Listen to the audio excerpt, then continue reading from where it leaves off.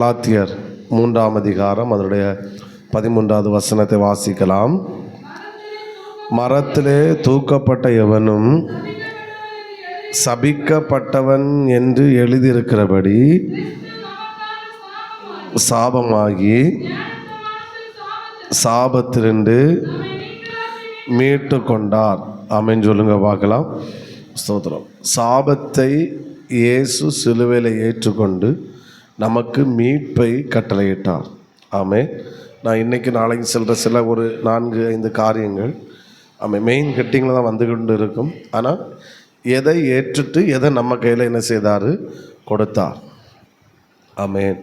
அப்போ சாபத்தை ஏற்றுக்கொண்டு சாபத்திலிருந்து விடுதலையை கர்த்தர் எனக்கு கொடுத்தார். இயேசு சிலுவையில் சம்பாதித்தது சாபத்தை அவர் எடுத்துக்கொண்டார்.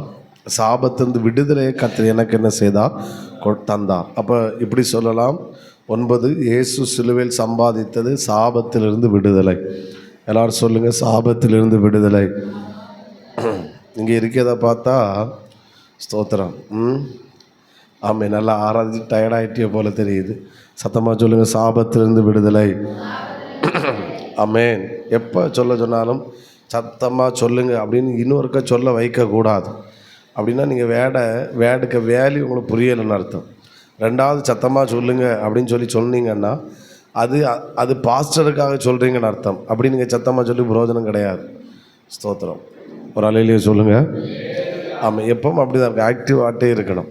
ஸ்தோத்திரம். ஸ்ப்ரிங்கில் இருந்த மாதிரி இருக்கணும். சத்தமாக ஹல்லேலூயா. ஓகே. அப்போ இயேசு சிலுவையில் சம்பாதித்தது சாபத்திலிருந்து விடுதலை. எல்லாரும் சொல்லுங்கள். ஓகே, நல்லா கவனிங்க. சாபம் கண்டிப்பாக ஒரு மனிதனை அட்டாக் பண்ணும்.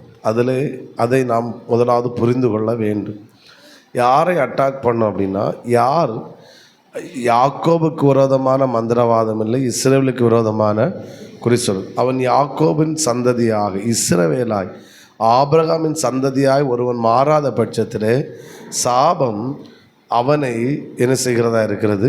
பின்தொடர்கிறதா இருக்கிறது. அதை நாம் ஒத்துக்கொள்ளதான் வேண்டும். அடுத்து, யார் ஒருவன் இயேசுடைய இரத்தத்தால் மீட்கப்பட்டானோ, இயேசுவுக்குள் வருகிறானோ, இயேசுவை சொந்த இரட்சகராக ஏற்றுக்கொள்கிறானோ, யார் ஒருவன் ரட்சிப்புக்குள் வருகிறானோ அவனை சாபம் ஆட்கொள்ளவே முடியாது.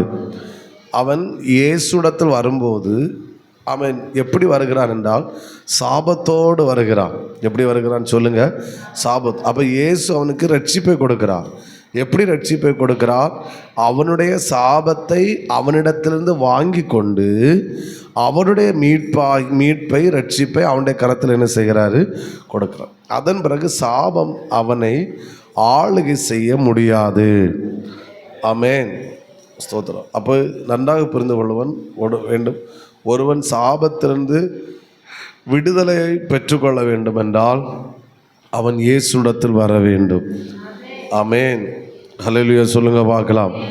ஆமென். அவன் இயேசுவிடத்தில் வந்தால் மட்டும்தான் அவனுக்கு சாபத்திலிருந்து மீட்பு, விடுதலை. Very good. அப்போது நீங்கள் வரும்போதே இயேசு உங்களை அந்த சாபத்திலிருந்து உங்களை என்ன செய்கிறாரு? ஏற்றுக்கொள்ளுகிறவராய் இருக்கிறார். சத்தமாக ஒரு அலையிலே சொல்லுங்க பார்க்கலாம். ஆமாம், இதை முடிச்சுட்டு வாருங்க, நான் அப்புறம் தொடங்கி.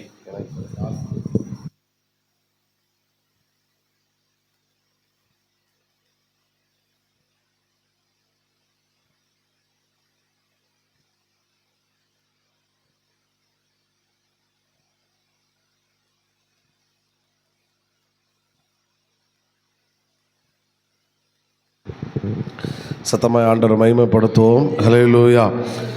அப்போது எல்லாரும் சொல்லுங்கள், நான் சாபத்திற்குரியவள் அல்ல.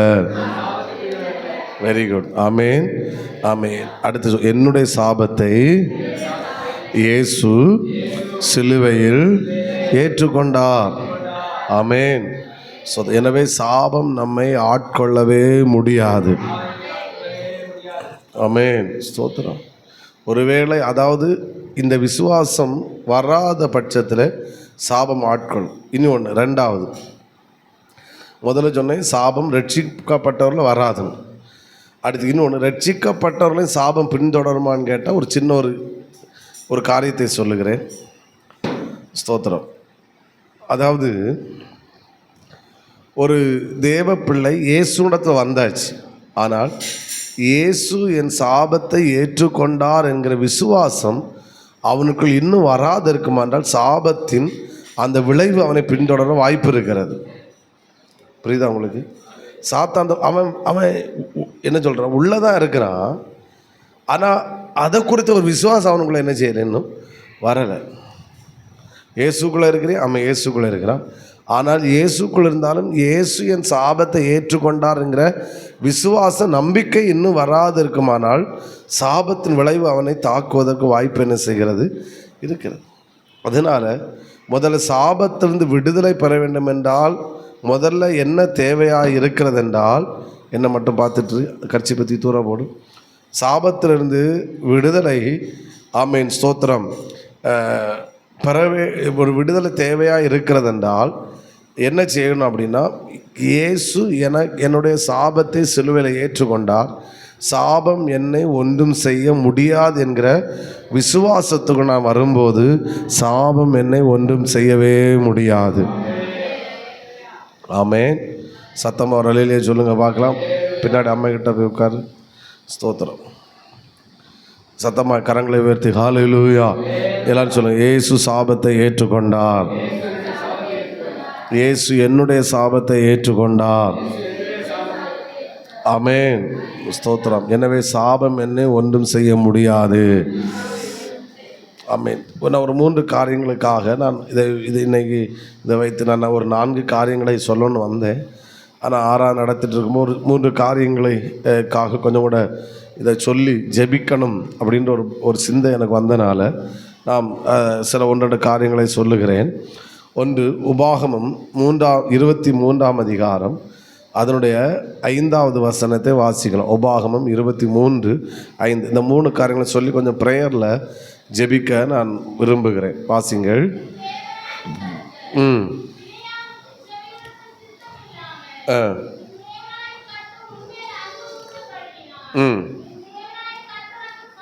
உன் தேவனாகிய கர்த்தர் அந்த சாபத்தை, ஆமேன் சொல்லுங்க பார்க்கலாம். முதலாவது ஒரு காரியத்தை நாம் அறிக்கை பண்ண போகிறோம். எனக்கு வந்த சாபங்கள் மாறி போக வேணும் என்றல்ல, என்னுடைய சாபங்கள் எப்படி மாறுவதாக, ஆசீர்வாதமாக மாறுவதாக. எத்தனை பேர் ஆமேன் சொல்லுகிறீர்கள்? நம்ம எல்லாருக்கும் தலைக்கு மேலே சாபம் உண்டான்னு கேட்டால் கண்டிப்பாக உண்டு. ஒருவேளை நீங்கள் செய்யாவிட்டாலும் நான் அதை கீழே வருகிறேன். ஸ்தோத்திரம். அப்போது எது மாறணும்? ஆமேன்.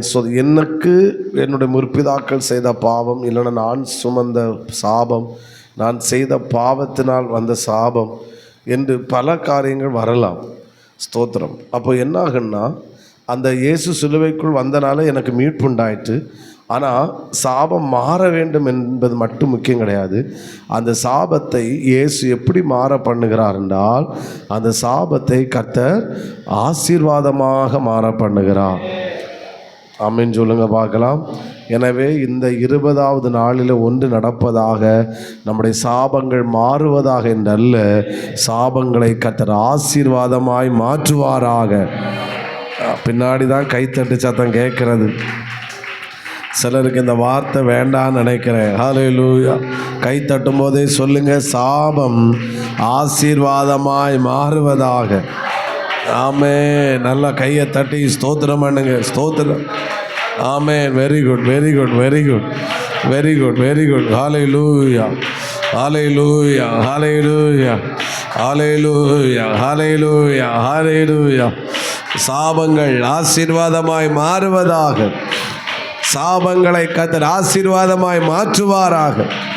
சாபங்கள் இயேசுவின் நாமத்தில் ஆசீர்வாதமாய் மாறுவதாக. இந்த மாலை போல் நல்ல கையை தட்டி விடுதலை, விடுதலை, விடுதலை, விடுதலை, விடுதலை. உங்கள் குடும்பத்திலே முற்பிதாக்கள் செய்த சாபங்கள் எதுவாக இருந்தால், நீ இயேசுவுக்குள் வந்தபடியினாலே, தேவ பிள்ளையாய் நீங்கள் வருகிறபடியினாலே, அந்த சாபங்களை கர்த்தர் ஆசீர்வாதமாய் மாற பண்ணுவாராக. சாபங்களை கர்த்தர் ஆசீர்வாதமாய் மாற்றுவாராக. சாபங்களை கர்த்தர் ஆசீர்வாதமாய் மாற்றுவாராக.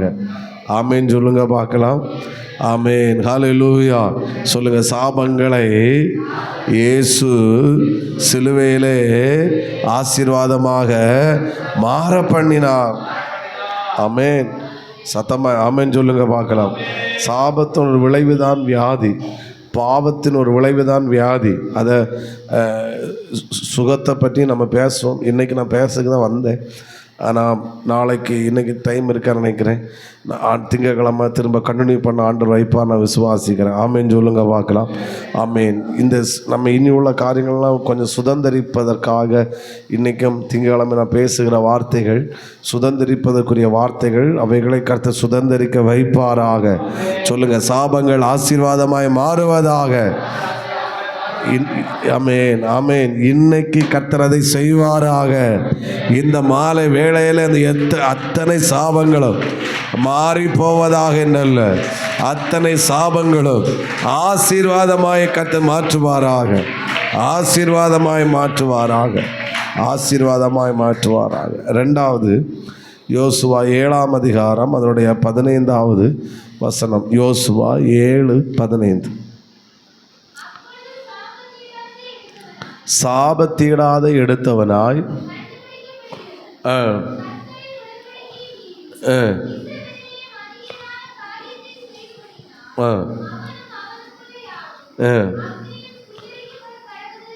போதும் கவனிங்க. 2வது, ஒரு மனிதன் செய்த பாவத்தினால் வந்த சாபம் அவனை மட்டும் தாக்கவில்லை, முழு தேசத்தையும் தாக்கினது. முழு இஸ்ரவேல் லட்சக்கணக்கான ஜனங்களை தாக்கினது. அவர்கள் அதை வைத்து கொண்டு ஆயி பட்டணத்துக்கு யுத்தம் பண்ண போகும்போது மரித்தார்கள் அநேகர். ஸ்தோத்திரம். 36 பேர் பக்கத்தில் ஏதோ மரித்தார்கள். பலர் தோற்று போனார்கள், யுத்தத்தில் தோற்று. அப்போ ஒருவன் செய்த பாவத்தினால் வந்த சாபத்தின் விளைவு அவனை மட்டும் தாக்கவில்லை, அவனோடு இருந்தவர்களையும் தாக்கினது. அந்த சாபத்தின் விளைவை அவன் மட்டும் சுமக்கவில்லை, அவனோடு இருந்தவர்களும் சுமக்க வேண்டியதாக இருந்தது. யோசுவா ரெட்டொடுத்தி சாம்பல் அழுகிற அளவில் மாறிட்டான். ஏன் நடந்தது, எதற்கு நடந்தது அப்படின்னு புலம்புகிற நிலைமை உண்டாயிற்று. நல்லா கவனிங்க. இது ரொம்ப முக்கியமான காரியம். இதற்காகவும் நாம் ஜெபிக்கணும். நாம் பாவம் செய்யவில்லை, நமக்கு சாபம் கிடையாது. ஆனால் நம்முடையவர்கள் செய்கிற பாவம், அதனால் வருகிற சாபம், அது என்ன செய்கிறது என்றால் நம்மையும் அது பாதிக்கிறதாக இருக்கிறது. ஆமென். நமக்கு இந்த சம்பவம் தெரியும். திருடினது யார்? கொள்ளையிட்டு கொண்டு பூமி வீட்டுக்குள்ளே புதைச்சி வச்சது யார்? ஆகான். ஆனால் அவன் வீட்டில் இருந்தான். யுத்தத்துக்கு போனவங்க முறிந்தோடினார்கள், பலர் மரித்து போனார்கள். ஆயிக்கு முன்பாக ஆமேன் தோற்று போனார்கள். ஒரு மனிதன், அது அவனோடு முடியவில்லை, அவனை சார்ந்தவர்களையும் அது தாக்கினது. இன்றைக்கு நாம் அதற்காக ஜெபிக்க போகிறோம். என்னவென்றால், நம்முடைய முற்பிதாக்கள், உங்கள் அப்பாவுக்கு பேர் உங்களுக்கு தெரியும், உங்கள் தாத்தாக்க பேரும் தெரியும், அப்புறம் உங்கள் தாத்தாவுக்கு அப்பா பேர் எனக்கு தெரியாது. எனக்கு எங்கள் அப்பா பேர் தெரியும், எங்கள் தாத்தா பேரும் தெரியும். இவங்களெல்லாம் நம்ம பார்த்தது கிடையாது. எல்லாம் நம்ம பறக்க முன்னாடி போய் சேர்ந்துட்டு சோத்திரம். அதுக்கு அப்பாவே அப்பா பாரு யாருன்னு அப்பாவே தெரியாது, பின்ன எங்கள் தாத்தாவே தெரியாது, பின்ன எங்கள் தாத்தாக்கு அப்பா. ஆனால் ஒன்று, அவர்களுடைய பாவங்கள் எதாக இருந்தால் அது தலைமுறைகளையும் பின்தொடர்கிறதா என்ன செய்கிறது இருக்கிறது. இயேசுக்குள் வரும்போது நமக்கு விடுதலை உண்டாகிறது, அதை நம்ம விசுவாசிக்கிறோம். ஆனால் இதை நாம் கேன்சல் பண்ணி ஜெபிக்கும்போது தான் சில விடுதலைகள் நம்மை பின்தொடர்கிறதா இருக்கிறது. அவைய என்ன வேண்டாத்தனம் காட்டினாங்க நமக்கு எங்கே தெரியும்? அப்படி தானே சோத்திரம். எங்கெல்லாம் புகுந்து விளாண்டாங்க, எவனெல்லாம் ஆட்டையை போட்டாங்க, எவனெல்லாம் வஞ்சிச்சாங்க, நமக்கு எங்கே தெரியும்? ஸ்தோத்திரம். புரிகிறவங்க ஆமேன்னு சொல்லுங்க பார்க்கலாம். அப்போ அதன் விளைவு சில குடும்பங்களை கண்டிப்பாக பின்தொடர்கிறதா இருக்கிறது. இதை மாற்றுவதற்காகத்தான் இயேசு சிலுவையிலே சாபமானார். சிலுவை என்பது சாபத்தின் சின்னம், சாபத்தின் சின்னம். ஆமேன்னு சொல்லுங்க பார்க்கலாம். முள்கிரீடம் அது சாபத்தை காட்டுகிறது. அப்போ இதை ஏன் இயேசு சாபமானார்னா நமக்கு அந்த சாபத்தை வந்து விடுதல். நீங்கள் செய்த பாவத்தினால் அல்ல நமக்கு சாபம் வருவது. யாரோ ஒருவர் சொல்லக்கூடாது, நம்முடையவர்களில் யாரோ ஒருவர் செய்த பாவம் சாபமாய் மாறி சந்ததியை என்ன செய்கிறதா இருக்கிறது, பின்தொடர்கிறதா இருக்கிறது. அது கேன்சல் ஆகும்போது தான் ஒரு மிகப்பெரிய மாற்றம், ஒரு மிகப்பெரிய விடுதலை வருகிறதாக இருக்கிறது. புரிகிறவங்க ஒரு ஆமீன் சொல்லுங்க பார்க்கலாம். அதை சாத்தான் உரிமை பாராட்டும். இவன் அப்படி செஞ்சான், இவன் இப்படி. நம்ம கிறிஸ்துவுக்குள் வரும்போது நம்ம சேஃப்.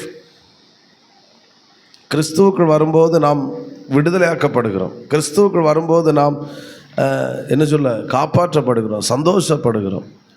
ஆனால் அந்த வெளிப்பாடு நமக்கு வந்தால் மட்டும்தான் அதிலிருந்து ஒரு பெரிய விடுதலையை கர்த்தர் நமக்கு தருகிற தேவனாய் இருக்கிறார். ஆமென் சொல்லுங்க பார்க்கலாம். நான் சொல்கிறேன், முதலாவது சொன்னேன், சாபங்கள் ஆசீர்வாதமாய் மாறுகிறது. ரெண்டாவது, யாரோ ஒருவர் செய்த பாவங்கள் சாபமாய் மாறி என்னை பின்தொடர்கிறதா இருந்தால் இந்த 20வது நாளிலே அதை கர்த்தர் வேரோடு முறியடிக்க பண்ணுவாராக. இனி அவைகள் என்னை பின்தொடரவே முடியாது. சில வியாதிகள் அப்பா அம்மாவுக்கு இருக்கும், பிள்ளைகளுக்கு அது வரும். தாத்தாவுக்கு இருக்கும், பிள்ளைகள் அப்பா அம்மாவுக்கு இருக்கும், அது பிள்ளைகளுக்கு வரும். இது என்னன்னா, அது ஒரு சாபம். சத்தமாக ராமேன்னு சொல்லுங்க பார்க்கலாம். அது வரக்கூடாது. ஆமேன், ஸ்தோத்திரம். வியாதியே நமக்குரியது கிடையாது. ஸ்தோத்திரம். சத்தமாக ஆமேன்னு சொல்லுங்க பார்க்கலாம். விசுவாசிக்கிறீங்களா? நீங்கள் இருக்கிறத பார்த்தா எனக்கு கொஞ்சம் பயமாக இருக்குது. ஸ்தோத்திரம். ஆமே, உற்சாகமாக ஒரு அல்லேலூயா. ஸ்தோத்திரம். சத்தத்தை உயர்த்தி ஹல்லேலூயா. ஆமே. அப்போ ஒரு வார்த்தை நாம் ஜெபிக்க போகிறோம். இது ரொம்ப சத்தம். பாயிண்டில் கை தட்டணும், ஸ்தோத்திரம் பண்ணணும். இதுக்கு கை தட்டலாம். உண்மையாய் தமிழ் வார்த்தையில் ஒரு வார்த்தை சொல்ல போகிறோம். ஆண்டவரே, எங்களை சார்ந்தவருடைய சாபங்கள் என்னையோ, என் புருஷனையோ, என் மனைவியையோ, என் பிள்ளைகளையோ, என் குடும்பத்தையோ பின்தொடரக்கூடாது. இது நடக்காமல் இருப்பதற்காக இயேசு சிலுவையிலே சாபமானீர். அதிலிருந்து ஒரு விடுதலையை கர்த்தர் தருவீராக. இப்போ நான் மைக்கை ஆஃப் பண்ணுவேன். ஒரு 3 நிமிடம் நீங்கள் கண்களை நான் முழங்கால் நிற்க சொல்ல மாட்டேன், நிறைய முழங்கால் நின்றீங்க. ஆனால் ஒரு 3 நிமிடம் நீங்கள் ஜெபிக்கணும். நான் சொல்லிட்டேன். என்ன சொல்லி? எங்களுடைய முற்பிதாக்கள், எங்களை சார்ந்தவர்களால் உண்டாகிற சாபம் என்னையோ, என் குடும்பத்தையோ, என் பிள்ளைகளையோ, புருஷனையோ பின்தொடரக்கூடாது. அது முறியடிக்கப்படட்டும். நான் மைக் ஆஃப் பண்ணுறேன். இது உங்கள் நேரம். 3 நிமிடம்.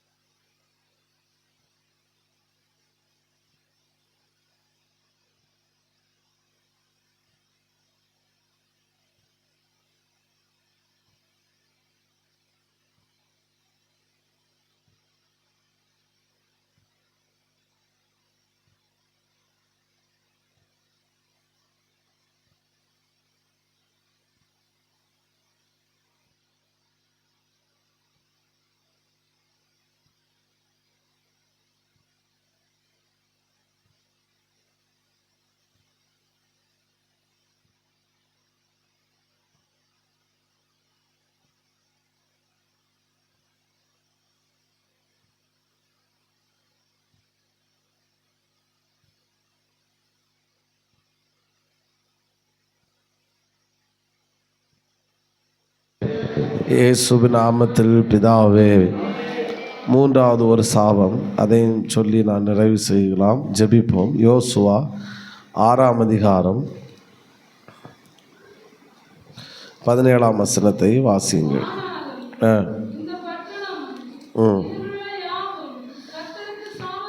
இந்த பட்டணம், இது எரிகோ பட்டணத்தை குறித்து சொல்லப்படுகிறது. இந்த பட்டணம் இதிலுள்ள யாவும் கர்த்தருக்கு சாபத்தீடானதாக இருக்கும். போதும். இது ஒரு பட்டணமே எப்படி வருகிறது? சாபத்தீடு. அப்போ அந்த பட்டணத்தில் இருக்கிற சாபம் அது என்ன செய்கிறதா இருக்கிறதுனால், அந்த பட்டணத்தில் வாழ்கிறவர்களை அது அட்டாக் பண்ணுகிறதா இருக்கிறது. புரியுதா? ஆமென் சொல்லுங்க பார்க்கலாம். கவனிங்க, சில ஊர்களிலே அந்த சில பாவங்கள் தலைவிரித்தாடும். சில ஊர்களில் விக்கிரகம் தலைவிரித்தாடும். சில ஊர்களில் தரித்திரம் தலைவிரித்தாடும். சில ஊர்களில் குடி பழக்கம் தலைவிரித்தாடும். சில ஊர்களிலே வியாதி தலைவிரித்தாடும். சில ஊர்களிலே இளம் வயது மரணம் தலைவிரித்தாடும். சில ஊர்களிலே இளம் பெண்கள் விதவைகளாக்கப்படுவார்கள். இதெல்லாம் அந்த பட்டணத்துக்கு சாபம். சில ஊர்களிலே ஒரு பிள்ளைக்கு மேலே அவங்க பார்க்கவே முடியாது. சில இடங்களில் பிள்ளைகளே இருக்காது. இதெல்லாம் சாபம். அது எதனால் உண்டாகிறன்னா, அந்த ஊருடைய சாபம் அந்த ஊரில் வாழ்கிற ஜனங்களையும் அட்டாக் பண்ணுகிறதாக இருக்கிறது. அப்போது இந்த நம்ம ஆசீர்வாதத்துக்குரியவர்கள் தான். நம்மை சார்ந்தவர்களோ அதை ஒன்றும் செய்யவில்லை. ஆனால் நாம் அந்த பட்டணத்தில் குடியேறும்போது அந்த பட்டணத்தினுடைய சாபம் அந்த பட்டணத்தில் வாழ்கிறவர்களை என்ன செய்கிறதா இருக்கிறது? தாக்குகிறதா. நம்மை தாக்க முடியாது, ஏன்னா நம்ம இயேசுக்குள்ளே வந்தோம். ஆனால் இதை குறித்த அறிவும் விசுவாசமும் இல்லாமல் போனால் நமக்கும் தாக்க வாய்ப்பு இருக்கிறான். நான் சொல்கிற புரியுதா உங்களுக்கு? ஸ்தோத்திரம். ஆமென் சொல்லுங்க பார்க்கலாம். அப்போ தடிக்காரகுணத்தில் ஒரு தடிக்காரகுணம் ஊருக்குள்ளே இருக்கிறோன்னா இதுக்குள்ளே சில ஆவிகள் கிரியை செய்யும். அப்போ நாம் இந்த ஊரில் வாழும்போது அதனுடைய ஆதிக்கம் நம்மையும் தாக்குறதா என்ன செய்கிறோம் இருக்கு. புரிகிறவங்க ஆமென் சொல்லுங்க பார்க்கலாம். ஸ்தோத்திரம். நான் சொல்கிற புரியுதா உங்களுக்கு? ஸ்தோத்திரம். சில ஊர்களில் தற்கொலை அதிகமாக நடக்கும். அந்த ஊர் உள்ளே தற்கொலை, அது அந்த ஊருடைய ஒரு சாபம். சில ஊர்களிலும் விபத்தினால மரணம். வருஷத்தில் எப்படியும் கொஞ்சம் தற்கொலை பண்ணும், கொஞ்சம் விபத்தில் போகும், சில சூசைட் அட்டெம்ப்ட் பண்ணும். இது அந்த ஊருடைய ஒரு சாபமாகும். அது ஏன்னா அந்த ஊரில் அவர்கள் வாழ்வதும் போது அதை அவர்களை ஆட்கொள்ளுது. புரிகிறவங்க சத்தம் ஒரு ஆமென் சொல்லுங்க பார்க்கலாம். அப்போது இப்போ மூணாவது, இது நம்ம சேர்ந்து ஜெபிக்க வேண்டிய ஒரு வார்த்தை. இந்த தடிக்காரங்குணம் ஊர் கன்னியாகுமரி மாவட்டத்தின் சாபம் இந்த ஊரில் நான் வாழ்ந்தால் இனி இந்த ஊரின் சாபம் மாறன்னு சொல்லிட்டு நான் ஊரை விட்டு போனால் அடுத்த ஊரில் இன்னொரு சாபம் இருக்குது. அப்போது விடுதல், நான் இயேசுவோட இரத்தத்தால் கழுவப்பட்டு நான் பாதிக்கப்படும் போது எந்த ஊரில் வாழ்ந்தாலும் எந்த ஊருடைய சாபமும் பட்டணத்தின் சாபம் என்னை அணுக முடியாது. ஏன்னா கிறிஸ்து எனக்காய் சாபமானா. புரிகிறவங்க ஆமென் சொல்லுங்க பார்க்கலாம். அப்போ இன்றைக்கி இந்த 3 பாயிண்டில் ஆராதனை நடத்திட்டு இருக்கும்போது என்னை இந்த வாடை தந்தார். ஸ்தோத்திரம். அப்போ இதை சொல்லி இன்றைக்கி ஜெபிக்க வைக்கிறான்னா நான் விசுவாசிக்கிறேன், இன்றைக்கி வந்த நீங்கள் பாக்கியவான்கள். சாபத்திலிருந்து ஒரு பெரிய விடுதலை கட்டளையிடுகிறார். ஹல்லேலூயா. உங்களுக்கு மட்டும் இல்லை விடுதலை. என்னோடய ஆசை, நம்ம இன்றைக்கி வர முடியாத நம்ம சர்ச்சில் வந்து கால் வைக்கிற அத்தனை குடும்பங்களுக்கும் ஒரு விடுதலை. ஆமாம், நான் சொல்கிறேன், கன்னியாகுமரி மாவட்டத்தின் சாபம் நம்ம தடிக்காரங்க தமிழ்நாட்டில் இருக்கிற ஒரு சாபமாகும். ஏன்னா ஏழை விதவைகளுடைய இல்லைன்னா ஏழை பெண்களுடைய கண்ணீரை தமிழ்நாடு அரசு சுமக்கிறது, மதுபான கடையை திறந்து வைத்து. அது தமிழ்நாட்டினுடைய சாபம், அதை நான் மறுக்க முடியாது. ரெண்டாவது, தமிழ்நாட்டினுடைய இன்னொரு சாபம், நம்ம எந்த கட்சிக்கும் சப்போர்ட் பண்ணலை. எனக்கு ஒரு வருத்தம் என்னென்னா, என்ன சொல்ல, இயேசுமே நம்பிக்கை இல்லாத ஒருவர் தமிழ்நாட்டை ஆளுவது என்பது நமக்கு அது அட்லீஸ்ட் நம்ம எந்த ஒரு தெய்வத்துக்குமே நம்பிக்கையாக இருக்கலாம். எனக்கு தெய்வத்துக்கு நம்பிக்கையே இல்லை. அந்த ஒரு ஆள் தமிழ்நாட்டை ஆளுவது அது தமிழ்நாட்டுக்கு சாபம்னு நான் நினைக்கிறேன். ரட்சிக்கப்பட்ட ஆளணும். ஆமென் சொல்லுங்க பார்க்கலாம். ஆமென். தாவீது ரட்சிக்கப்பட்டவன். அவன் ஆளுகை செய்தபோது தேசத்தில் அமைதல் உண்டாயிற்று. ஆமென். ரட்சிக்கப்பட்டவர்கள் உன்னத ஸ்தானத்தில் இருக்கும்போது தேசத்தில் மாற்றம் உண்டாயிற்று. அப்போ இந்த ஆளுகைக்குள் நாம் இருக்கும்போது அது ஒரு சாபம். அதை நம்ம ஆட்கொள்ள வாய்ப்பு இருக்கிறது, ஆட்கொள்ள முடியாது. ஏன்னா இயேசு சிலுவையில் என்ன செய்தார்? சாபம். ஆனால் இந்த அறிவு நமக்கு உண்டாகி அதை நான் விசுவாசித்து கேன்சல் பண்ணும்போது, ஆமீன், இந்தியாவின் சாபமாக இருந்தாலும் சரி, தமிழ்நாட்டின் சாபமாக இருந்தாலும் சரி, கன்னியாகுமரியோட சாபமாக இருந்தாலும் சரி, கிராமத்துடைய சாபமாக இருந்தாலும் சரி, அதை என்னை ஆளுகை செய்ய முடியாது. அப்போ எரிகோ பட்டணம் என்பது ஒரு சாபத்தீடான பட்டணம். அதை உள்ளே இருக்கிறவங்களை அது தாக்குகிறது. புரிகிறவங்க ஆமீன் சொல்லுங்க பார்க்கலாம். அப்போ ஒரு வார்த்தை நாம் ஜெபிக்க போகிறோம். எல்லாரும் முழங்கால் படிடுவோம். ஆமீன். என்ன சொல்லி ஜெபிக்க போகிறோன்னா, ஆமீன், இந்த ஊருடைய சாபம் எங்களை அணுகக்கூடாது. ஆமீன். சாத்திரம் ஸ்தோத்திரம் அல்லேலூயா ஸ்தோத்திரம். முழங்கால் நிற்கலுங்க, ஜெபம் பண்ணும். இன்றைக்கி தேவை பிரசங்கம் இல்லை, இன்றைக்கி தேவை ஜெபம். ஹல்லேலூயா. ஆமீன். ஒரு 3 நிமிடம் உண்மையாக ஜெபி. கைத்தட்டக்கூடாது. உண்மையாக ஜெபி. ஆண்டவரே, தடிக்கார குணத்துடைய சாபம் என்னையோ என் பிள்ளைகளை அணுகக்கூடாது. கன்னியாகுமரி மாவட்ட தோவாளை தாலுகாவுடைய சாபம் எங்களை அணுகக்கூடாது. இன்றைக்கி கர்த்தர் அதிலிருந்து ஒரு விடுதலை கதை தருகிறார். என்னை அணுக முடியாது. நான் சொல்கிறேன், இந்த ஜபம் இது சின்ன ஜபந்தான், ஆனால் இதில் ஒரு பெரிய ரிசல்ட் இருக்கிறது நீங்கள் பார்க்க போகிறீங்க. சொல்லுங்கள், இந்த ஊருடைய சாபம் எங்களை அணுகக்கூடாது. சின்ன ஜபந்தான், ஆனால் இது ஒரு பெரிய பவர்ஃபுல். ஹல்லேலூயா, ஹல்லேலூயா, ஹல்லேலூயா. ஆமென். தடிக்காரங்குணத்துடைய சாபம் எங்கள் சபை மக்களை அணுகக்கூடாது. தோவாளை தாலுகா அவனுடைய சாபம் இந்த சபை ஜனங்களை அணுகக்கூடாது. கன்னியாகுமரி மாவட்டத்தின் சாபம் எங்களை அணுகக்கூடாது. காரணம், கிறிஸ்து எங்களுக்காய் சாபமானார். அவர் எங்கள் சாபத்திலிருந்து எங்களை விடுதலை கருத்து கொடுத்தார். ஆமென். ஹல்லேலூயா. தேசத்துடைய சாபம் எங்களை ஆளுகை செய்ய முடியாது. தேவன் அவைகள் எங்களுக்கு விடுதலை கொடுத்தார். ஆமாம், எங்கள் குடும்பத்தை அதை அட்டாக் பண்ண முடியவே முடியாது.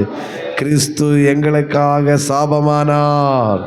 கிறிஸ்து சாபமான சிலுவையை இயேசு சுமந்தார்.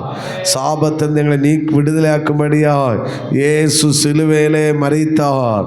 இயேசு சிலுவையிலே சம்பாதித்தது சாபத்திலிருந்து ஒரு விடுதலை.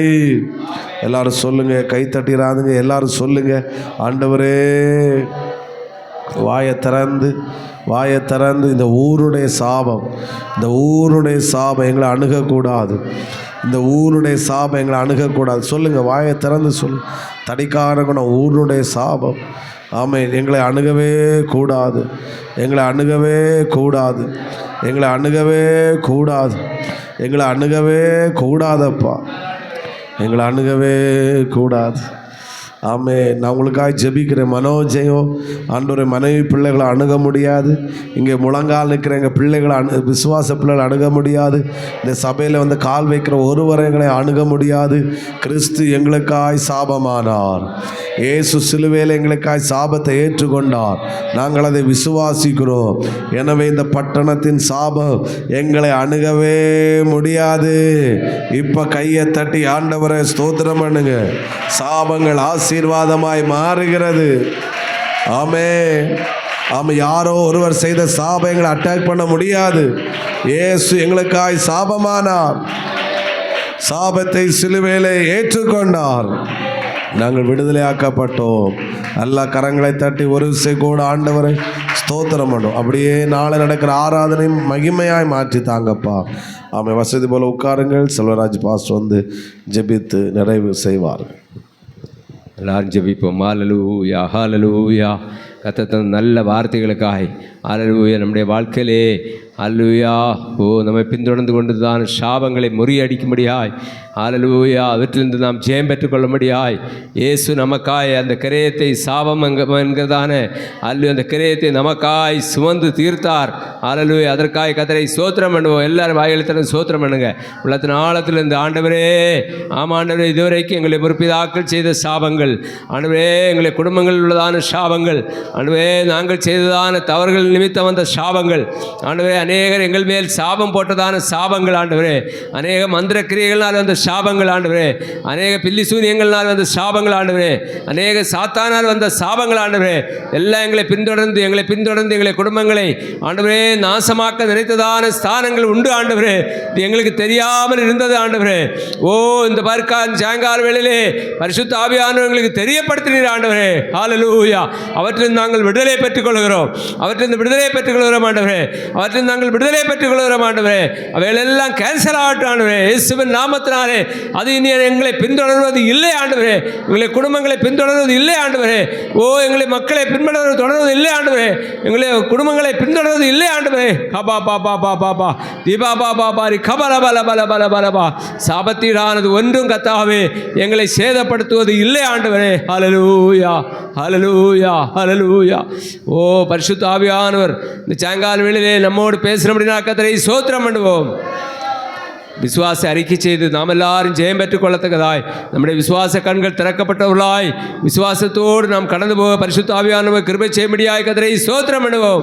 இந்த காரியங்களுக்காய் ஜெபிக்கத்தக்கதான கிருபை தரும்படியாய் கர்த்தரை ஸ்தோத்திரம் பண்ணுவோம். இதிலிருந்து விடுதலை பெற்றவர்களாய் ஜீவிக்க கிருபை தரும்படியாய் கர்த்தரை ஸ்தோத்திரம் பண்ணுவோம். பட்டணத்தில் உள்ள, நம்முடைய தேசத்தில் உள்ள, அல்லா நம்முடைய மாவட்டத்தில் உள்ள, மாநிலத்தில் உள்ள எந்த சாபங்களும் நம்மையோ நம்முடைய குடும்பங்களையும் அணுகாதபடி கர்த்தர் அல்லேலூயா கர்த்தர் இந்த நாட்களில் நமக்கு ஜெயம் தந்திருக்கும் கர்த்தரை ஸ்தோத்திரம் பண்ணுவோம். அல்லேலூயா. அவருடைய இரத்தத்தால் மீட்கப்பட்டவர்களே அது அணுகவே கூடாது. அவ்விதமாய் கர்த்தர் கிரியை செய்யும்படியாய் கர்த்தரை ஸ்தோத்திரம் பண்ணுவோம். பிதாவாகிய தேவனை ஸ்தோத்திரம் பண்ணுவோம், குமாரனாகிய இயேசுவை ஸ்தோத்திரம் பண்ணுவோம், பரிசுத்த ஆவியானவரை ஸ்தோத்திரம் பண்ணுவோம். எங்களை அளவில்லாமல் நேசிக்கிற எங்கள் நல்ல ஆண்டவரே, நீ நல்ல தேவனப்பா. நம்முடைய ஜனத்தை நீர் நேசிக்கிறீரப்பா, எங்களை நீர் நேசிக்கிறீர் ஆண்டவரே. எங்களுக்காக நீர் சாபமானீர் ஆண்டவரே. ஆமாம் ஆண்டவரே, எதுவரைக்கும் நாங்கள் படித்து அப்படியே விட்டு வந்தோம் ஆண்டவரே. இப்போது நாங்கள் அபியாசம் செய்யும்படி இந்த சாயங்கால வேளையிலே எங்களுக்கு உணர்த்தினீர். அதற்காக நன்றி ஆண்டவரே. இந்த காரியங்களை வைத்து நாங்கள் ஜெபிக்கவும், இந்த காரியங்களிலிருந்து நாங்கள் ஜெயம் பெற்றுக்கொள்ளவும், சாபத்திலிருந்து ஜெயம் பெற்றுக் கொண்டவர்களாய், ஆசீர்வாதங்களை சுதந்திரித்துக் கொண்டவர்களாய், எல்லா குடும்பங்களும் கர்த்தாவே நம்முடைய ஆலயத்தின் நன்மையினால் திருப்தியாகும்படி பரிசுத்த ஆவியானவருடைய ஆலயத்தின் நன்மையினால் நம்முடைய ஜனத்தை நிரப்பி ஆசீர்வதிப்பீராக ஆண்டவரே. ஓ, வானத்தின் பலகணிகளை திறந்து இடங்கொள்ளாமல் போக மட்டும் ஆசீர்வதிப்பேன் சொன்ன கர்த்தர் நம்முடைய ஆசீர்வாதத்தினால் நிரப்புவீராக ஆண்டவரே. ஆண்டவரே, வெட்டுக்கிளிகளும் பச்சை புழுக்களும் முசுக்கட்டை பூச்சிகளும் ஆகிய அந்த சாபங்கள் ஆண்டவரே வஞ்சித்து அழித்து போட்டதா அந்த வருஷத்தின் விளைவை ஆண்டவரே எங்களுக்கு வாக்குத்தத்தத்தின் வசனமாய் தந்திருந்தீர் ஆண்டவரே. அது நாங்கள் சுதந்திரித்துக் கொள்ளத்தக்கதாய் கிருபை தாருங்கப்பா. பலப்படுத்துங்க, ஆசீர்வதிங்க. நாளத்தில் எங்களுக்கு முன்பாக இருக்கிற பரிசுத்த ஓய்வு நாள் ஆராதனை ஆண்டவரே நம்முடைய கரத்திலே தருகிறோம். ஆசீர்வதிங்கப்பா, ஆசீர்வதிங்க. ஆவியோடும் உண்மையோடும் பரிசுத்தத்தோடும் பரிசுத்த அலங்காரத்தோடும் பயத்தோடும் நடுக்கத்தோடும் ஆராதனை செய்ய கிருபை தாருங்க. ஞானஸ்நான ஆராதனையை பொறுப்படுங்கப்பா. பரலோகம் திறக்கப்பட்டு ஜீவ புஸ்தகத்திலே பிள்ளைகளுடைய பெயர் எழுதப்படும்படி ஆண்டவரே ஒப்பந்தம் செய்கிறதான ஒப்பந்தமாய் காணப்பட கத்த கிருபை செய்யும். ஆராதனை ஒவ்வொரு பகுதிகளையும் கத்தர் பொறுப்படும். ஆவியானவர் எங்களுக்கு தேவையான ஆலோசனைகளை தாரும். திரளான ஆத்துமாக்களை கொள்ளை பொருளாய் எங்களுடைய ஆலயத்தை கொண்டு வாருங்கப்பா. ஆண்டவரே, அதில் எல்லாரும் நித்திய ராஜ்யத்துக்கு பங்காளிகளாய் மாறும்படி ஒரு கூட்டத்தை இந்த இடத்துலேருந்து கத்தாவே ஆயத்தப்படுத்தும்படியாய் ஜெபிக்கிறோம். எங்களையும் தாழ்த்துக்கிறோம், பொறுப்படுத்திக்கொள்ளும். நாங்கள் இப்போது பிரிந்து போகிறோம். ஆண்டவரே, நம்முடைய கிருபையும் பிரசன்னம் ஒவ்வொருவரோடு இருக்கட்டும். தங்கள் தாபரங்களில் சுகமாய் தங்கியிருக்க உதவி செய்யும். ஆசீர்வதி இயேசு கிறிஸ்து நாமத்தில் ஜெபங்கள் பரிசுத்தமுள்ள பரமபிதாவே, ஆமென். என் ஆத்துமாவே கர்த்தரை ஸ்தோத்திரி, என் முழுவதுமே கர்த்தர் பரிசுத்த நாமத்தை ஸ்தோத்திரி. என் ஆத்துமாவே கர்த்தரை ஸ்தோத்திரி, அவர் செய்த சகல உபகாரங்களை மறவாதே. ஆமென். அல்லேலூயா, அல்லேலூயா, அல்லேலூயா. கர்த்தர் உங்களை ஆசீர்வதிப்பாராக. ஜீசஸ்.